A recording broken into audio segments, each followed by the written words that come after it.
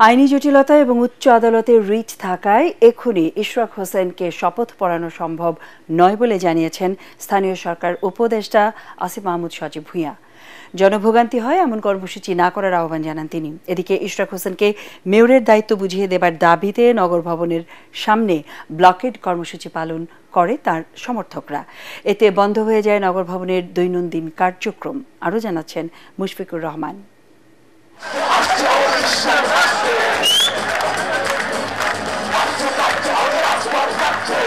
প্রতিবাদী গান আর বিক্ষোভে নগর ভবনের সামনে চলে ইশরাক সমর্থকদের ব্লকেড কর্মসূচি। স্লোগানে মিছিলে প্রকম্পিত হয় ঢাকা দক্ষিণ সিটির নগর ভবন এলাকা। ইশরাক হোসেনকে মেয়রের দায়িত্ব বুঝিয়ে দেওয়ার দাবিতে টানা 5 দিন ধরে চলা আন্দোলনের দাবি একটাই, যে কোনো মূল্যে দক্ষিণের নগরপিতা হিসেবে ইশরাককেই দায়িত্ব দিতে হবে।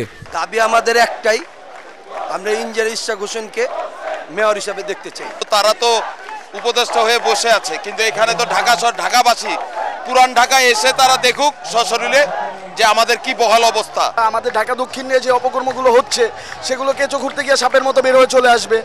এই জন্য ইশরাক হোসেনকে তার যোগ্য আসনে বসতে দেওয়া হচ্ছে না।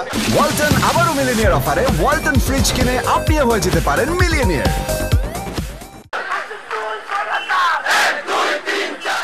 এদিকে নানা জটিলতা থাকায় স্থানীয় সরকার মন্ত্রণালয় এখনই এই বিষয়ে কোনো পদক্ষেপ নিতে পারছে না বলে জানিয়েছেন উপদেষ্টা আসিফ মাহমুদ সজীব ভুঁইয়া। এখানে অনেকগুলো আইনি জটিলতা আছে, সেগুলো আমরা আইন মন্ত্রণালয়ের থেকে জানতে চেয়েছি যে কি ধরনের আইনি জটিলতা আছে কিংবা আছে কিনা, এবং এর বাইরেও মেয়াদ সংক্রান্ত জটিলতা আছে।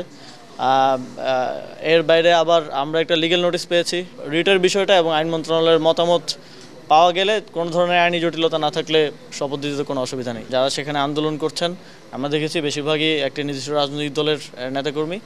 আমাদের প্রত্যাশা থাকবে যে নগরবাসীর যে ভোগান্তি, এবং ভোগান্তিটা শুধুমাত্র রাস্তা বন্ধ করে দেওয়ার জন্য নয়। আপনারা জানেন যে অনেক রেগুলার কাজ আছে সিটি কর্পোরেশনের, সেগুলো এক ধরনের স্থবিরতা হয়ে আছে। এই ভোগান্তি নিরসনের জন্য ওনারা ধৈর্য দেখাবেন। এদিকে দাবি আদায়ে মঙ্গলবারও নগর ভবনের সামনে অবস্থান কর্মসূচি ঘোষণা দিয়েছেন ইশরাক সমর্থকরা। মুশফিকুর রহমান, এটিএন বাংলা, ঢাকা।